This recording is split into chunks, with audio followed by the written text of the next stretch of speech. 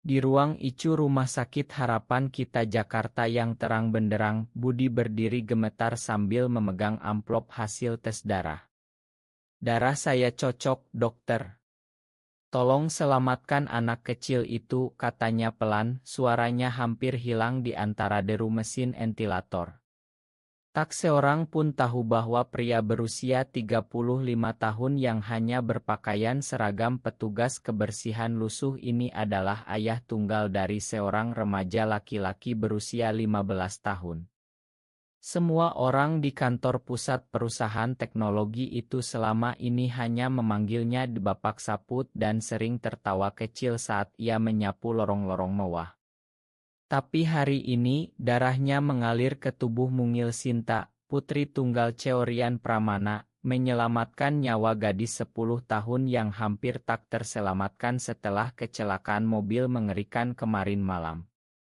Budi pulang ke kontrakan kecil di pinggir Cikarang dengan tubuh lemas. Ia tak menyangka bahwa tindakan spontan itu akan membuka pintu masa lalu yang selama 7 tahun ia kubur dalam-dalam. Malam itu, saat ia sedang memasak nasi goreng sederhana untuk anaknya, telepon berdering. Nomor tak dikenal. Pak Budi. Ini Rian Pramana. Putri saya dia selamat berkat Anda. Besok pagi, tolong datang ke rumah sakit. Saya ingin bertemu langsung. Suara Rian terdengar bergetar, bukan seperti bos yang biasa memerintah karyawan dengan nada dingin. Budi menutup telepon dengan tangan gemetar. Ia ingat betul wajah Rian 7 tahun lalu, saat mereka masih saling memeluk di apartemen mewah di Sudirman. Sebelum segalanya hancur karena tekanan keluarga Rian yang konservatif dan ketakutan Budi sendiri akan identitasnya sebagai pria yang mencintai pria. Keesokan paginya, Budi naik angkot dengan seragam terbaiknya yang sudah pudar. Di lorong rumah sakit, ia melihat Rian berdiri di depan kamar IP, jas hitamnya rapi, tapi matanya merah. Pak Budi. Rian mendekat, suaranya pelan sekali. Kenapa Anda tidak bilang kalau darah Anda cocok? Saya bahkan tidak tahu Anda masih di perusahaan ini. Budi tersenyum tipis, menunduk. Saya hanya petugas kebersihan, Pak. Tidak perlu tahu. Tapi saat mereka masuk ke kamar, Sinta yang masih lemah di tempat tidur langsung tersenyum kecil. Om yang donorkan darahnya ya. Terima kasih, Om. Papa bilang Om pahlawan. Gadis kecil itu memegang tangan Budi dengan tangan kecilnya yang masih dipasangi inus. Budi merasa dadanya sesak. Ia tak pernah menyangka bahwa gadis ini, anak dari pria yang dulu ia cintai, sekarang memanggilnya Om Pahlawan. Sore harinya, saat Rian mengantar Budi ke lobi, pria itu berhenti di taman kecil rumah sakit. Budi 7 tahun lalu saya salah. Saya takut. Keluarga saya, agama, masyarakat semua bilang ini dosa. Tapi melihat Anda hari ini, saya sadar, saya tak pernah berhenti memikirkanmu. Budi membeku. Angin sore Jakarta membawa aroma bunga Kamboja yang manis. Pak Rian, jangan. Saya sudah punya anak. Saya sudah belajar hidup sendirian. Tapi Rian memegang lengannya lembut. Besok malam temui saya di kantor setelah jam kerja. Kita perlu bicara. Tolong. Budi pulang dengan hati berantakan. Malam itu ia menatap Otto lama di ponselnya, Otto dirinya dan Rian tersenyum di pantai Parangtritis. Air matanya jatuh tanpa suara. Ia tahu, rahasia yang selama ini ia jaga rapat-rapat mulai retak. Keesokan malamnya, kantor lantai 27 gedung pencakar langit di kawasan Sudirman sudah sepi. Hanya lampu meja kerja Rian yang menyala redup. Budi naik lift barang seperti biasa, tangannya berkeringat. Saat pintu ruangan terbuka, Rian sudah berdiri di depan jendela kaca besar yang memandang lampu-lampu Jakarta malam. "Masuk, Budi. Duduk." Suara Rian lebih lembut dari biasanya. Mereka duduk berhadapan di sofa kulit hitam. Rian menuang 2 gelas air putih, tapi tangannya gemetar. "Saya tahu kamu masih marah. Dulu saya pilih menikah dengan Ibu Sinta karena tekanan keluarga. Saya pikir kalau saya punya anak, semuanya akan normal. Tapi setiap malam saya memimpikan kamu." Budi menatap lantai. "Saya juga menikah dulu, Pak. Dengan perempuan dari kampung. Kami punya anak laki-laki, Adi. Tapi setelah saya sadar siapa diri saya sebenarnya, istri saya pergi bawa Adi. Saya kehilangan segalanya. Sekarang saya hanya sapu lantai kantor Anda." Rian mendekat, tangannya menyentuh punggung tangan Budi. "Jangan panggil saya Pak lagi. Panggil Rian. Dan kamu bukan hanya petugas kebersihan. Kamu pria yang pernah membuat saya merasa hidup." Malam itu mereka bicara panjang. Rian menceritakan bagaimana ia menyembunyikan identitasnya di balik jabatan CEO, bagaimana keluarganya di Bandung selalu menekan agar ia menikah lagi. Budi bercerita tentang perjuangan membesarkan Adi sendirian, tentang ejekan rekan kerja yang memanggilnya di bapak sapu setiap pagi. Saat jam menunjukkan pukul 12 malam, Rian berdiri dan memeluk Budi dari belakang. Pelukan itu hangat, penuh kerinduan 7 tahun. Budi menutup mata, air mata jatuh. "Kita tidak boleh, Rian. Indonesia tidak menerima orang seperti kita." Tapi Rian membalik tubuhnya. "Saya tidak peduli lagi. Sinta sudah selamat berkat kamu. Itu seperti tanda dari Tuhan." Mereka berciuman pelan, bukan dengan nafsu, tapi dengan rasa syukur dan penyesalan yang dalam. Malam itu Budi pulang dengan hati yang mulai terbuka. Tapi ia tak tahu bahwa Sinta, dari balik pintu kamar rumah sakit, sudah mendengar sebagian percakapan ayahnya lewat ponsel yang tak sengaja menyala. Keesokan harinya di kantor, rumor mulai beredar. Beberapa karyawan melihat Budi keluar dari lift eksekutif pagi-pagi sekali. "Loh, Bapak sapu naik lift, Bos. Ada apa ya?" Bisik-bisik itu mulai menyebar. Budi merasa tatapan rekan kerjanya berbeda. Ia terus menyapu lorong dengan kepala tertunduk, tapi hatinya berbunga. Sore harinya, Adi menelepon dari sekolah. "Pak, ada teman sekolah bilang papa kerja di perusahaan besar dan dekat sama bosnya." "Benar ya?" Budi hanya tertawa pelan. "Nanti papa cerita, Nak." Tapi dalam hati ia tahu, rahasia mulai bocor. 2 minggu kemudian, Sinta sudah pulang ke rumah mewah di kawasan Pondok Indah. Gadis kecil itu tak berhenti bertanya tentang Om Budi yang donorkan darah. Rian akhirnya mengajak Budi makan malam di rumah secara diam-diam. Meja makan panjang itu hanya diisi 3 orang, Rian, Sinta, dan Budi yang datang dengan baju kemeja sederhana. Sinta langsung memeluk Budi. "Om, darah Om sekarang ada di tubuh Sinta. Berarti Om seperti papa kedua ya?" Kata-kata polos itu membuat Budi dan Rian saling pandang. Malam itu, setelah Sinta tidur, Rian menarik Budi ke teras belakang yang menghadap kolam renang. "Saya ingin kita coba lagi, Budi. Kali ini sungguhan. Saya sudah bosan pura-pura."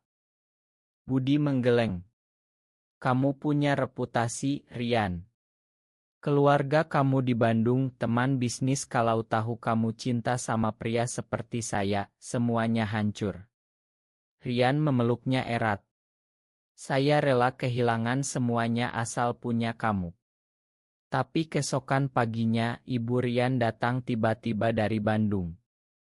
Beliau melihat Budi keluar dari rumah pagi-pagi dengan rambut acak-acakan. "Siapa pria itu?" Rian tanya ibunya dingin. Rian berbohong, hanya karyawan yang mengantar dokumen. Tapi ibunya tidak percaya. Malam itu keluarga besar menelepon. "Kamu jangan macam-macam. Ingat agama dan nama baik keluarga." Tekanan mulai datang. Di sisi lain, Adi mulai curiga. Ia melihat ayahnya sering tersenyum sendiri saat memandang ponsel. "Pak, papa jatuh cinta ya?" tanya Adi suatu malam. Budi hanya mengusap kepala anaknya. "Papa lagi belajar mencintai diri sendiri, nak."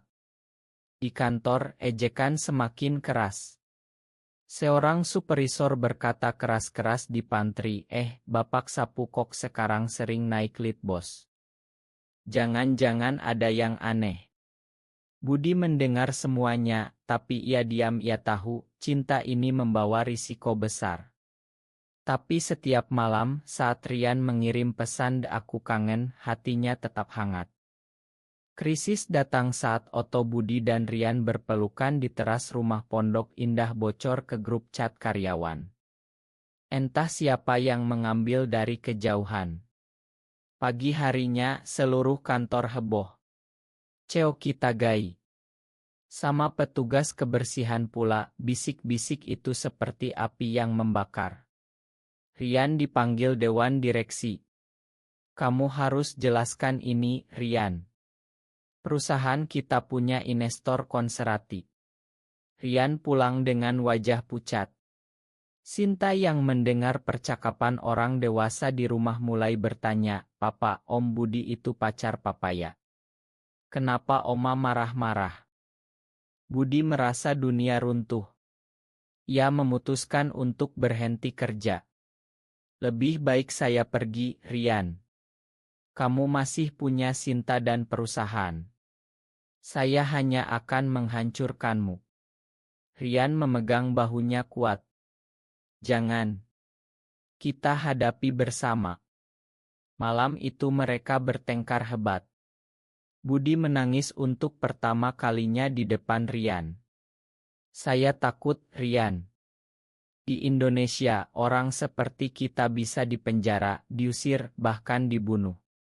Saya sudah kehilangan istri dan hampir kehilangan adik. Saya tidak mau kehilangan kamu lagi." Rian memeluknya erat. "Kita bukan dosa. Cinta kita adalah berkah yang menyelamatkan Sinta." Keesokan harinya, Adi datang ke kantor mencari ayahnya. Ia melihat Budi sedang menyapu di lantai dasar dengan mata sembab. "Pak, aku tahu semuanya dari teman sekolah. Papa cinta sama pria." "Aku tidak marah, Pak. Aku hanya ingin papa bahagia." Pelukan ayah dan anak itu menjadi titik balik bagi Budi. Ia sadar, anaknya lebih dewasa dari dirinya sendiri. Sementara itu, Ibu Rian datang lagi ke Jakarta. "Pilih, Rian. Keluarga atau pria itu?" Rian menjawab tegas, "Saya pilih kebahagiaan saya." Perselisihan semakin memuncak. Media sosial mulai ramai dengan berita CEO muda Jakarta ternyata gay. Investor mundur satu persatu.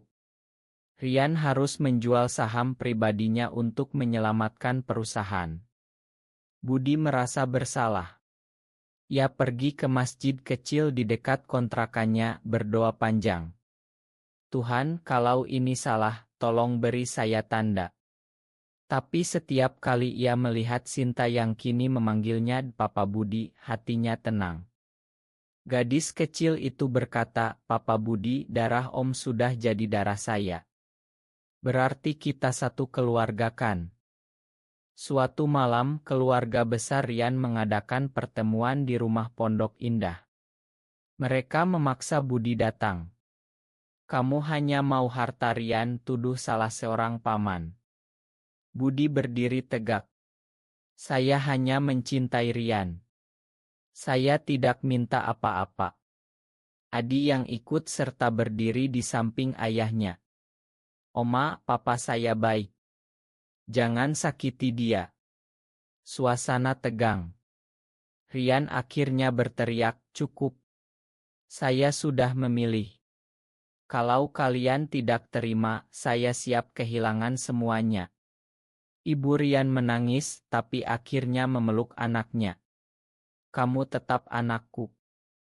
Budi dan Rian mulai terbuka sedikit demi sedikit. Mereka jalan-jalan di Taman Suropati dengan tangan saling genggam pelan, tak peduli tatapan orang. Adi dan Sinta bermain bersama seperti saudara. Perusahaan mulai pulih setelah Rian bicara terbuka di rapat besar. Saya tetap CEO yang sama. Hanya saja saya tidak lagi berpura-pura. 6 bulan kemudian, di pantai Anyer yang tenang, Budi dan Rian berdiri berdua memandang matahari terbenam. Sinta dan Adi bermain pasir di belakang mereka. Terima kasih sudah menyelamatkan putriku dulu, bisik Rian sambil memeluk Budi dari belakang. Budi tersenyum. Dan terima kasih sudah menyelamatkan hidupku. Mereka kini tinggal bersama di rumah sederhana di pinggir Jakarta. Rian masih CEO, tapi ia lebih banyak waktu untuk keluarga. Budi tidak lagi menyapu lantai, ia kini mengelola yayasan kecil yang membantu anak-anak dari keluarga di Indonesia. Masyarakat masih banyak yang menolak, tapi mereka belajar bahwa cinta sejati tidak butuh persetujuan semua orang. Adi sudah bangga menyebut Rian Papa Rian dan Sinta memanggil Budi Papa Budi setiap hari. Di akhir hari, saat mereka berempat duduk di teras kecil, Budi menyadari bahwa pengorbanan, pengertian, dan keberanian telah mengubah segalanya. Cinta mereka bukan lagi rahasia gelap, melainkan cahaya kecil yang menerangi jalan bagi banyak orang. Apakah benar cinta sesama jenis di Indonesia harus selalu dikorbankan demi keluarga dan norma masyarakat? Benar atau salah?